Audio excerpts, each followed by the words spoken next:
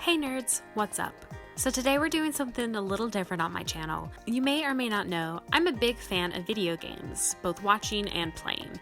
And one of my favorite genres of video games are farm life simulation games, like Sims, Animal Crossing, and most recently, Stardew Valley. I've been playing some Stardew Valley this year, and I had never played it before, but I'd always heard good things about it. Well, it is a great game, but boy, did I not know what I was signing up for. So today I want to talk to you about 5 things that I wish I knew about Stardew Valley before playing the game.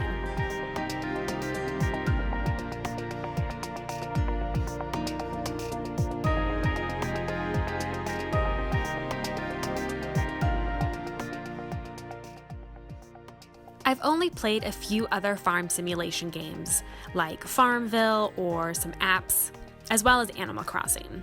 So I've really only known Animal Crossing, which is more like training wheels compared to Stardew Valley's gameplay.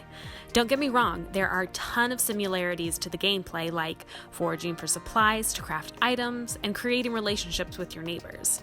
But Stardew has a lot more.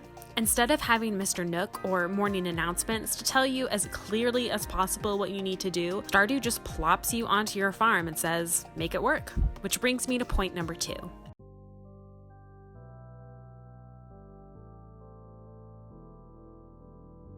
Starting from the very beginning of your game, you will have a little cottage that you will live in with the very basics: a TV, a single bed, and a few other things.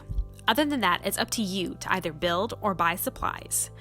If you're confused at what you're supposed to do, talking with all your neighbors is sometimes helpful, but your main source of helpful tips usually comes from your TV.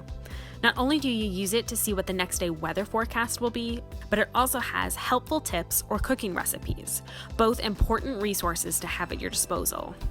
I can't tell you how many times I read the TV's tips and thought, man, I wish I knew that earlier. Because when I first started playing, I didn't watch my TV daily.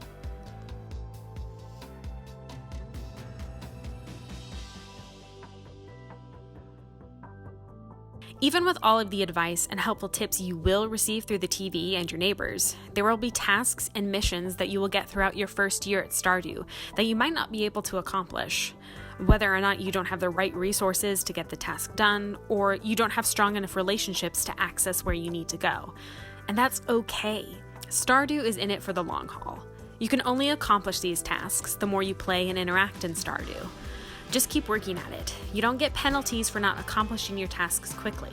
Specifically, I'm talking about your journal entry tasks. If you've taken on tasks or quests from the bulletin board, you do have a time limit.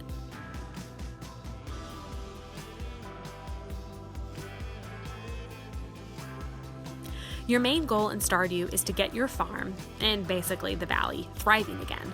You do that by creating crops and selling them, using them to create items, and helping other neighbors and businesses across Stardew. But there are a lot more elements to your game. Creating relationships is another main priority. As you build your relationships by talking to them and giving gifts, indicated by your heart meter in your menu, the better your relationship is with your neighbors, the more tasks and items you can accomplish. You can also date and marry someone if you get to that point. Balance is tough, but making sure you do a little of everything will help you get certain tasks done throughout the game.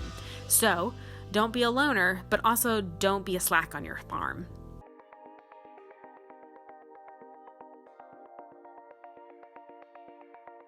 Stardew Valley is a lot bigger than what it looks like on the map. The way that this game is made, it's very 2D, like original Game Boy games. But don't let that fool you. You can walk behind certain shrubs and buildings, sometimes with surprises waiting for you. Walk further than the map shows to explore new areas and find even more perks. Don't limit yourself. And it just shows how well thought out this game was, and it encourages exploration and has all of these other fun hidden quirks about the game. Well, these were 5 things that I wish I knew more about when I first started playing Stardew Valley. Some of you might be thinking, well, Corinne, this is a no-brainer, or duh, or didn't you know about these things beforehand? Well, I didn't watch any sort of videos or tutorials or anything about Stardew Valley before I started playing. I just wanted to have my own first-time experience without any spoilers. So a lot of these things I had to find out as I started playing. And like I said, most of the simulation games that I've played beforehand are like Animal Crossing or Sims or games that basically tell you exactly what you need to do as you do it. So Stardew is definitely not for beginners of simulation games. Did you like this video? Was it helpful for you in any way? What other things of Stardew did you wish you knew when you first started out playing the game? Do you play Stardew Valley? What other life simulation games do you guys enjoy playing? I hope you enjoyed. I hope this was helpful. I hope you like this type of content. I have a bunch of other nerdy type of content on my channel, so go check those videos out if you feel like it. And of course, thanks again so much for watching, and I'll see you guys next time.